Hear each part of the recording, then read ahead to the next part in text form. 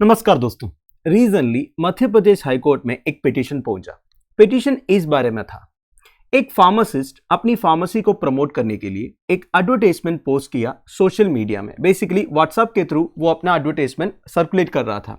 अब वो एडवर्टाइजमेंट में प्रॉब्लम क्या था, उस पर गुजराती गरबा डांस से रिलेटेड एक फोटो लगाया हुआ था। बेसिकली एक कपल गरबा डांस करने वाला एक फोटो था और नीचे लिखा हुआ था pre Navratri weekend offer, condoms pack of 3 और a pregnancy test kit for free. तो बेसिकली वो कॉन्डम्स के लिए ऑफर दे रहा था या फिर प्रेगनेंसी टेस्ट किट ले लो फॉर फ्री करके। तो उस एडवर्टाइजमेंट के अगेंस्ट एक कंप्लेंट पहुंचा था पुलिस स्टेशन में। बेसिकली पुलिस ने एफआईआर भी दर्ज किया था।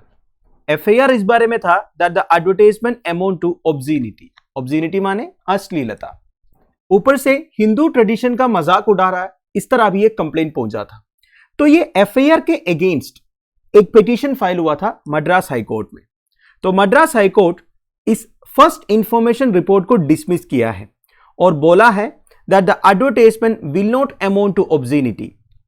मतलब कोर्ट का कहना यह है ये फार्मासिस्ट का ऐसा कोई इंटेंशन नहीं है। एक तो वो फार्मासिस्ट हिंदू कम्युनिटी से बिलोंग करते हैं, ऊपर से वो ये एडवर्टाइजमेंट अपना मोबाइल नंबर से किया है, अपनी आइडेंटिटी भी कंसील नहीं किया है। तो उनका इंटेंशन बस यही था कि अपनी प्रोडक्ट को प्रमोट करना है। किसी भी तरह रिलीजियस फीलिंग्स या सेंटिमेंट्स को हर्ट करना या फिर किसी भी कम्युनिटी का सेंटिमेंट्स को हर्ट करना उनका कोई इंटेंशन नहीं था। इसलिए उनके अगेंस्ट जो एफआईआर दर्ज हुआ था ना, उसे मध्य प्रदेश हाईकोर्ट ने क्वाश किया है। वैसे उनके अगेंस्ट कौन कौन से सेक्शंस चार्ज किए थे?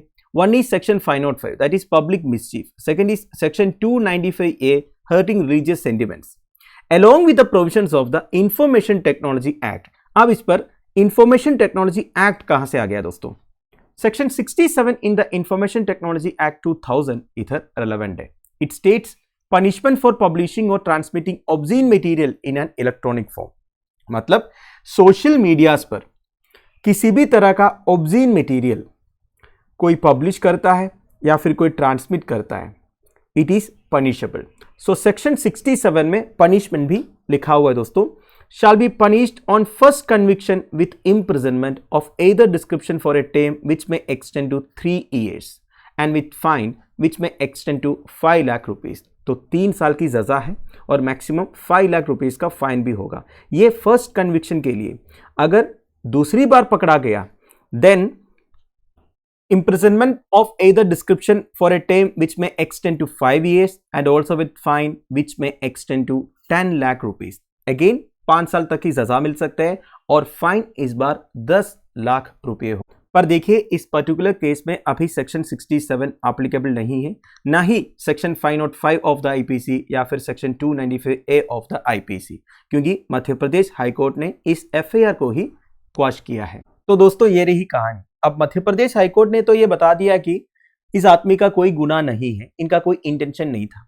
पर सच बात यह है दोस्तों, आजकल हमारे लोग ज्यादा ही सेंसिबल है रिलीजियस बातों को लेके। हर एक चीज को रिलीजियस पॉइंट ऑफ व्यू से देखा जाता है। कोई इस बात को सहन करने के लिए तैयार नहीं है कि अपनी रिलीजियस फीलिंग्स को कोई हर्ट करे, रिलीजियस सेंटिमेंट्स को कोई हर्ट करे या फिर अपना देव देवताओं का कोई मजाक उठाए। यह सब कोई आजकल सहन नहीं करते हैं। तो शांति और समाधान उसी में है जब आप किसी का रिलीजियस फीलिंग्स या सेंटिमेंट्स को हर्ट ही ना करो। आप ऐसा कोई एक्टिविटी ना करो जो आपको लगता है कि किसी कम्युनिटी का, किसी रिलीजन का फीलिंग्स या सेंटिमेंट्स हर्ट हो सकता है। तो जो भी है, अब हम बात करेंगे गरबा डांस के बारे में। इसी को लेके प्रॉब्लम्स हुआ था ना। देखिए गरबा एक इंडियन ट्रेडिशनल डांस है। It is currently popular in practically every part of the country. वैसे देखा जाएगा तो गुजराती गरबा काफी फेमस है, पर आज के हिसाब से पूरे देश भर में गरबा डांस जो है काफी फेमस है, पॉपुलर है। Originally performed on the occasion of Navratri, the dance is now done all across India on Hindu religious festivals such as Navratri, Ganesh उत्सव, रामनवमी, कृष्ण जन्माष्टमी एक्सेट्रा। तो देखिए दोस्तों, एक्चुअली देखा जाएगा तो नवरात्रि के ओकेशन पर गरबा डांस होता है, पर आजकल लगभग सारे हिंदू रिलीजियस फेस्टिवल्स के टाइम पर, जैसे कि गणेश उत्सव हो गया, रामनवमी हो गया, कृष्ण जन्माष्टमी हो गया, ये सब के टाइम पर गरबा डांस होता है। As a symbol of the Hindu perspective of time, garba is danced in a circle. तो आपने देखा होगा दोस्तों, गरबा डांस जो एक सर्कल में होता है। In Hinduism time is cyclical, therefore the dances ring circle in cycles. तो एक एक साइकिल में एक सर्कुलर फॉर्मेशन में डांस होता है. डांडिया रास के बारे में आपने सुना होगा. ये मेन परफॉर्म करते हैं. डांडिया रास का सिग्निफिकेंट इन्फ्लुएंस आपको देखने को मिलेगा आजकल का मॉडर्न गरबा डांस में.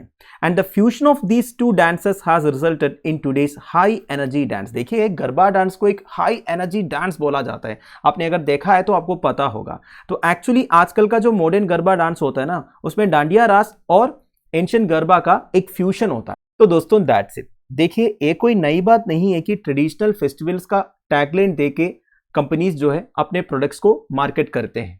आपने अक्सर देखा होगा, अभी भी हो रहा है, जब भी कोई फेस्टिवल्स वगैरह होता है उसी का टैगलाइन देके लोग अपने प्रोडक्ट्स को मार्केट करते हैं, प्रमोट करते हैं. तो क्या ये चीज जरूरी है कि कौन कौन से प्रोडक्ट्स को आप मार्केट कर सकता है कोई एक रिलीजियस फेस्टिवल से रिलेटेड, या फिर एक बिजनेसमैन या ट्रेडर को ये देखना चाहिए कि अपना प्रोडक्ट एक रिलीजियस फेस्टिवल से एसोसिएटेड वो मार्केट कर सकता है या नहीं कर सकता है? मेरा कहने का मतलब है, एक कंपनी का ऐसा भी तो प्रोडक्ट हो सकता है जो थोड़ा सा सीक्रेट नेचर का है, जो लोग खरीदते वक्त छुपा के खरीदते हैं. तो क्या उनके पास ये राइट नहीं है अपने प्रोडक्ट्स को मार्केट करने, इररेस्पेक्टिव ऑफ एनी रिलीजियस और कल्चरल ओकेशंस?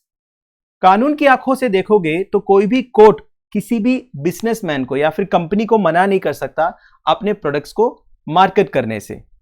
अब थोड़ा सा कंफ्यूज हो गया होगा. मैं ये सब इसलिए बता रहा हूं दोस्तों, करीब 7-8 साल पहले केरला में एक केस हुआ था. केस ये था कि हर दिन रात को 9 से 10 बजे एक शो आता था. बेसिकली एक रिलीजियस शो था वो. अब वो रिलीजियस शो के बीच में कई सारे एडवर्टाइजमेंट्स आते हैं. अब वो एडवर्टाइजमेंट्स में कभी कभी कॉन्डम्स का ऐड आ जाता था, कभी हार्पिक जो टॉयलेट क्लीनिंग सोल्यूशन है ना, उसका ऐड आ जाता था. तो उससे भी लोगों को प्रॉब्लम्स था. तो उसको भी लेके काफी सारे डिबेट्स हुआ था. तब मैं सोचता था, क्या ये इंटरकनेक्टेड है? क्या एक बिजनेसमैन के पास या एक ट्रेडर के पास ये फंडामेंटल राइट नहीं है अपने प्रोडक्ट्स को मार्केट करने का?